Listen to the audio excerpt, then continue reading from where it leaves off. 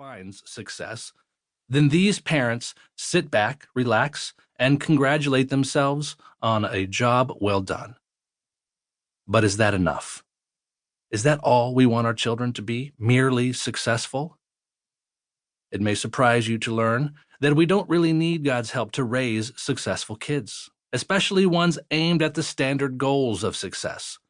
Our unchurched friends and neighbors are raising their children to reach those same goals, and most of them do an exceptional job of preparing their kids for a successful life. I have little doubt that most of their children will grow up to achieve their parents' dreams for them. But a person can be successful without coming close to being truly great. And wouldn't we all rather aim our children toward true greatness?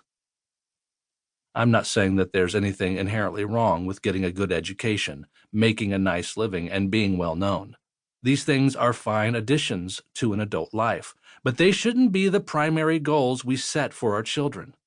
That's because man-made success has little to do with true greatness. Here's what I'm suggesting in this book.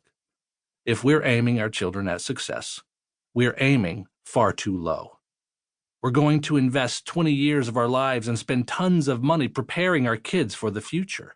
Why not prepare them for a life that dwarfs the goals of those who are merely successful? Why not groom our children for true greatness? Success looks inward. True greatness looks upward, then outward. Success is about my agenda. True greatness is about God's agenda. Success accommodates selfishness. True greatness celebrates altruism. Success is about receiving. True greatness is about giving. Success worships what we see in a mirror. True greatness grieves over what it sees through its windows. Success pays off for now. True greatness pays off forever. Raising kids right. As we will see throughout this book, true greatness is a passionate love for God that demonstrates itself in an unquenchable love and concern for others.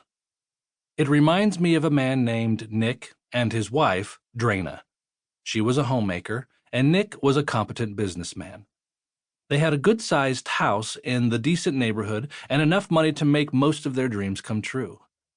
To the casual observer, it was evident that Nick and Drana were going to see their children follow in their footsteps and achieve many of the benefits that a successful adult life has to offer. But Nick and Drana weren't content with such trivial goals. They wanted a far more significant life for their kids. They wanted to raise kids who gave back to life much more than they took. And as parents, they knew that their example carried more clout with their children than their words ever could. That's why their home was often a stopover for strangers or people who needed a place to regroup.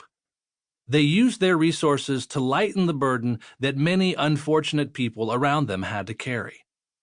On top of that, they didn't see church as a place to merely park and watch on Sunday, but as a launching point for an attitude of service 7 days a week. They sang in the choir and volunteered in church ministries that enabled them to put sweat on their faith. Their youngest daughter, Agnes, developed an unquenchable longing to use her life to do something that would outlive her. She passionately desired to turn her love for God into actions that affected people for His glory and for their personal good. Agnes was smart, attractive, and industrious, but these attributes meant little to her. She learned from her parents that the best things you have to offer in life come from your heart, not your head. From your character, not your charm. From your love, not your looks.